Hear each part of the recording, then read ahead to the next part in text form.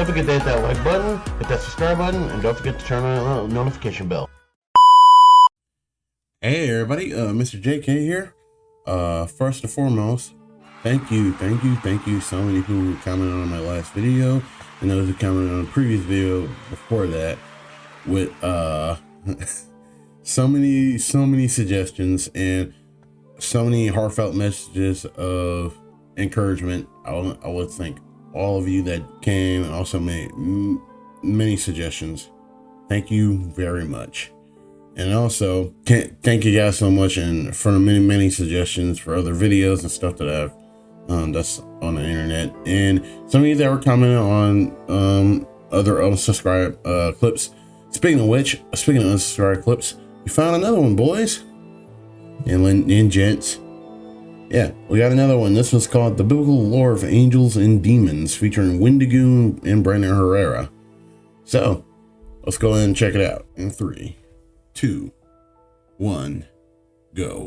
You know, it's interesting. So like the angels, there's different types of angels. I've talked about this in videos before, but like there's different types of angels as explained in the Bible, but we're never given clarification as to like, is this different forms angels can take, or do they always exist as this one kind of thing? Who knows, really. Right? Yeah. But there are different forms they take.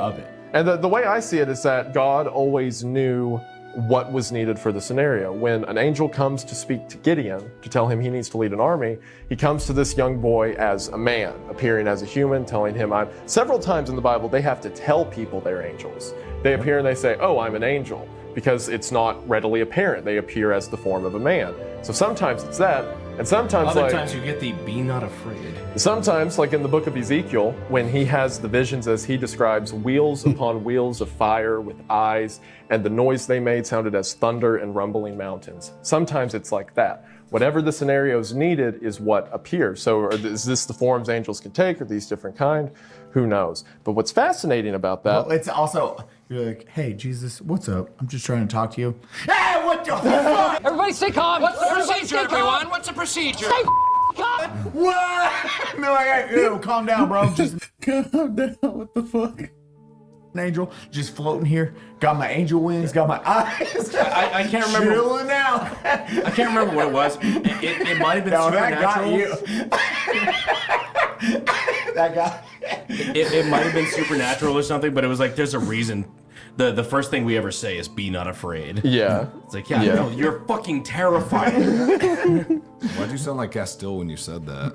Dean, I found a liquor store and I drank it. Why do you sound like Solid Snake there for a minute? Kept you waiting, huh? I don't believe the babysitter loves the pizza man. God damn it. I'm trying to say. I look like I put that in everybody's head. He sounds like Solid Snake when he does that. Like a Wendigoon episode. Like, what's fascinating about that? I'm getting a live episode right now. Cody's like, shut up. I'm interested in this. What's fascinating about that, Cody, is... By the way, also, dude, I hate that these motherfucking bread tubers went, that motherfucking bread tuber went after, like, Wendigoon. Like, shame on you. Is that... Shame on you.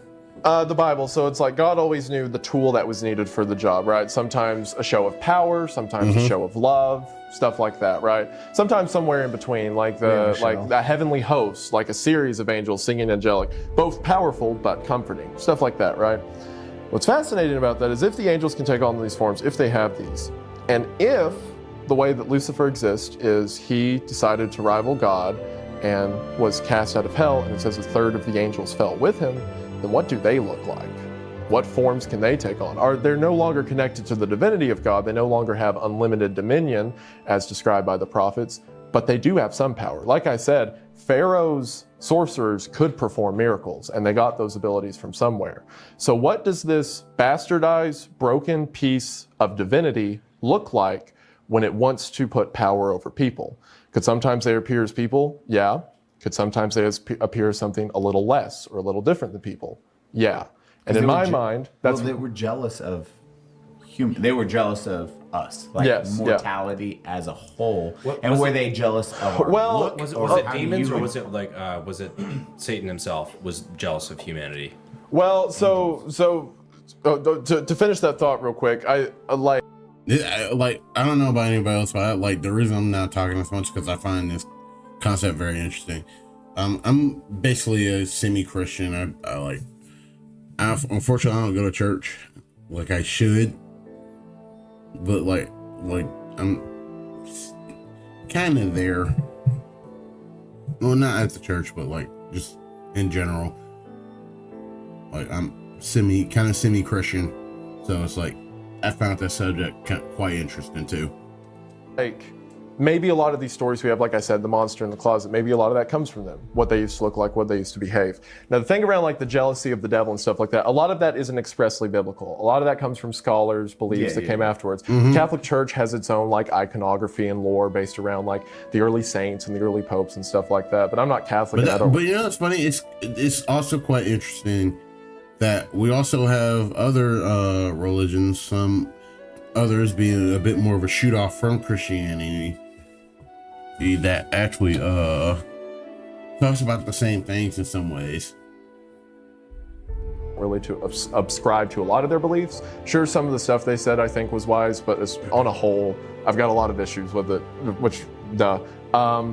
But I've expressed it before on the channel. Not a big fan of the. I love the how you Office or like whatever. so casually throw out a sentence that like would have gotten you fucking burned at the stake. Oh, I would have been executed like 500 years ago. Yeah, easily. He's for a several witch. Drowned Drown him. Yeah. If he floats, he's a not. Wow, do you remember how Joan of Arc ended up? That was super cool. Pretty. Sad. She was human. Yeah. Oops. Aw. Yeah. If they're dead, they're cool. Yeah, that's how it went most of the time. But a lot of it comes from like not expressly Catholic, but people had stories after. So a lot of our modern characterization of Lucifer comes from a lot of paganism that a lot of the time wasn't like expressly satanic, but in our hindsight, we've kind of ascribed it to be. Figures like Baphomet, for example, aren't expressly religious or satanic, but because it's like the image of the goat's head or whatnot and sacrifice, people like tie the two together in their memory. Lucifer, how many times was Lucifer mentioned in the Bible?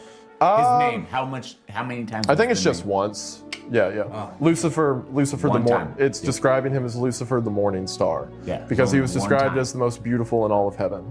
Yeah. Most yeah. people don't even know that. It is one time Lucifer's name was Yeah, said in yeah, the actually- entirety of Isn't the like Bible. isn't Baphomet like barely biblical? Like, is that like No, actually not biblical. So like, if I recall, there's Humans are weird. We're like, "What, have you ever heard of fucking demon goat Satan? Yeah. That one was definitely now that mentioned, being like, said, there is a lot of demons mentioned by name References. in the Bible. There's like, well, again, I'm kind of ascribing the belief a lot of these lesser gods or false gods were demons in effect. So with that in mind, there's Baal, there's Dagon, there's Moloch, stuff like that, which there's debate around if Moloch actually was real or not, but that's a whole nother topic. God, I could listen to you. I know, I was thinking the same thing. I'm It's like, keep going. I'm almost there. no, he's gonna talk. And Here, drop back, it this here. is back to you. Thank you, thanks, appreciate it. Yeah, C tier. Anyways, Good old yes Move tier. my way up, man. Damn. I'll keep adding letters. We'll keep going. It'd be Z tier. I'll make some up after that. Yeah. All right, so G tier Brandon. So, like, with a lot of these stories around like demonology and whatnot, a lot of it's subscribed by stuff that came after. So, like, people ascribed a lot of paganism to demonology. Like, one of the reasons Lucifer specifically is depicted as like or I guess I shouldn't say Lucifer, the devil is depicted as he is because of a lot of stories around paganism and whatnot. So, like, as the devil is described in the Bible, which, for one, by the way, he's never called the devil in the Bible. The word demon is never used in the Bible. Demon's a Greek word. It came afterwards. It describes the fallen angels, which is what they're called. The word demons came later. It comes off the word demos or all that. And Lucifer is described as Satan, which means the opponent. He's described as Lucifer. He's described as the accursed one, stuff like that. But he's never, like, the word for demons is devils or spirits or stuff like that, stuff along those lines. So the reason that now we see the devil as like the figure with like goat hooves and horns and all that stuff, it comes from a lot of paganism. Like there was a lot of early church beliefs, specifically Catholic like beliefs within the church, when they saw pagans worshiping like figures of Baphomet or making idols to them, they ascribed it to demonology, and kind of the two kind of started to twist together or meld together. That a lot. And that's not even for the bad stuff. It is for the positive stuff. The Yule log, anything like that. Like the burning, Christmas, things like that. It was from paganism, and they adopted those for a more natural progression. For hey, we are adopting Christianity. We are adopting Catholicism. Hey, how do we do that? This is the easiest way. Using what they're already known, or what these people or these little areas are known for. We're going to adapt that into our own ideologies and then let that flourish. Actually, yeah, that's a better way of putting it. Yeah, there's a lot of combination, melding, stuff like that. It wasn't always like expressly evil. As a matter of fact, most of it wasn't even intentional. It was just like the figureheads that were seen. And like I explained earlier, with a lot of the Old Testament imagery being of if these false gods could be considered demons, which considering a lot of them involved child sacrifice, I'm kind of cool with saying yeah, probably. So like you have these false gods that was widely regarded as a bad move. Like you have all these false gods that can perform miracles and demand like blood sacrifices, so people assume those to be demons. Those took on the form of animal. Dagon was a sort of fish, Baal was a sort of ox. So in a way, it's almost kind of serendipitous that the eventual symbol of the devil was that of like the goat's head, the horns and stuff like that. It's kind of like history correcting itself down the line years later. But a lot of our descriptions of like what you said, like he was jealous, he wanted that comes from a lot of early members of the church and stories they told. So for the big one, the one that's had the biggest impact on the devil in modern cult, other than like paganism making the goat head imagery and all that, other than that, one of the biggest symbols that changed how we view Lucifer was Paradise Lost, which was written by John Milton, which I made a whole video going into that spiel or whatever. But Milton's theory. Is it Paradise Lost? Right over Brandon's face. Over G tier. Oh, fuck you. Damn. We skipped a lot there. Brings me into one of my biggest questions. What is the difference between like the Bible Lucifer, Bible devil, versus what people picture the devil to be now? So, in the Bible, the devil. Well, you know, you think of the devil and you know, but like between like what the Bible actually says and what biblically versus actual. So in the Bible, when the devil is mentioned, when he's discussed, it is the opponent, right? Which is the best way to describe it. One of the verses, I believe it was Paul, who described him as the prince of the air, talking about that he has dominion over this world. This world is sin tainted, and therefore he has control over it, which is the reason we experience death, problems, whatever, blah, blah, blah. Sin. Yeah. World not perfect all the time. You get that. So the devil is responsible for those things in that he introduced sin to the world, but it was our choice to partake in sin. It was not forced upon us, we accepted it. By free will, we chose to bite of the apple. We chose to enact our free will in both good and bad ways.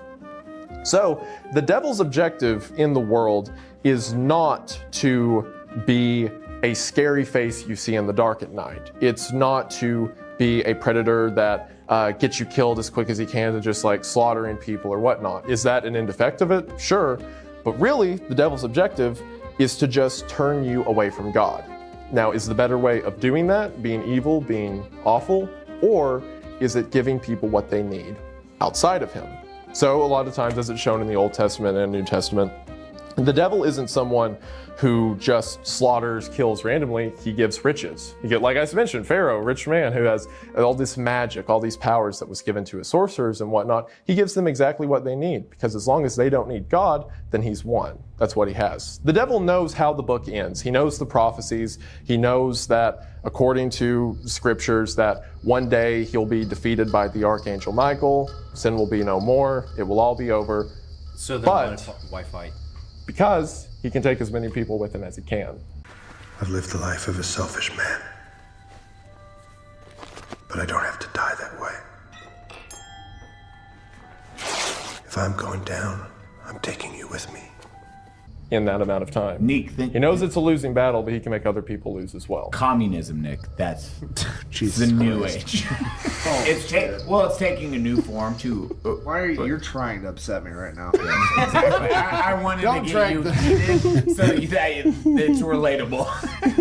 Because it's taking a new form. It's the exact same thing. It's like, how do I I'm mad. pull as many people I'm as mad Yeah, at how much yeah. sense that made, actually. So what basically, like, the modern depiction of the devil is as, like, I mean, you could call it a cryptid almost, right? Something violent, something that wants to kill you, run your car off the road, stuff like that. Title of the episode. There you are, standing in a bread line.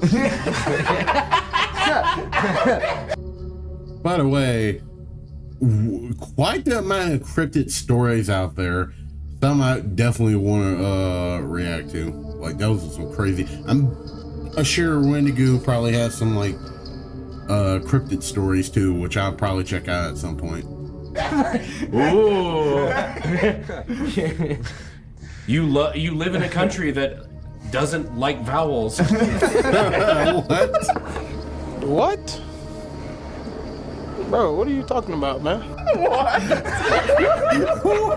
got like 7 layers deeper than it needed to. Poland, Hungary. Oh. No, that's not what I'm saying. Look what you've done, Eli. You've derailed everything. Finally Look what you've done, you fool. got back on track. Okay, back on track. No, I was learning. You fucked it up. Now we're here. Yep. I was at the end of that tangent anyway. Basically, the main difference is that the devil's goal is not to be evil. It's that to be a provider, just one that is away from God, something to point you in a different direction. The Antichrist, for example, is mentioned in Revelation, is not a figure, I mean, by cause and effect he is, but he's not a figure that directly brings death or chaos into the world. It says in the end times, he's the one who unites the world. He's a leader that the people love and will do whatever he says. He's not expressly evil.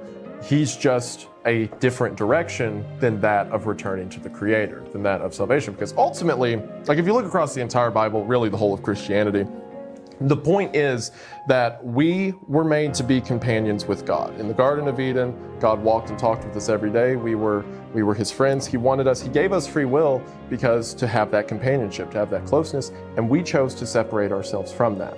So then rather than being cast out from heaven, rather than God smiting us and starting over, he says, all right, you get a second chance. You have this life, you can do whatever you want with it, and throughout your life, you can choose to turn away from me or turn back towards me. And if at the end of your life you've chosen to turn back towards me, then we'll be together again. The reunion of the spirit, the reunion in the air. It's in that way, death to a Christian is not like something to be feared. Of course, it's something to mourn, we miss loved ones, but in actuality, it's a return to what we were meant for. That's the beauty of it. So all Satan can do is make sure that doesn't happen, to point us back the other direction. So that's effectively his goal in this life. He knows how the story ends. He can just have a say in where we end up in that. Or really, he can give us the tools to give us the say. We still have the free will of choosing which way we go, either that be with God or with the opponent, so to speak. All right, so anyways, that's the end of the video, guys. Quite the interesting story, and I actually got a little bit of history on Christianity, specifically the Bible, and that's awesome. Anyways, guys, that's gonna be the end of the video, and I'll see you all next time. Peace.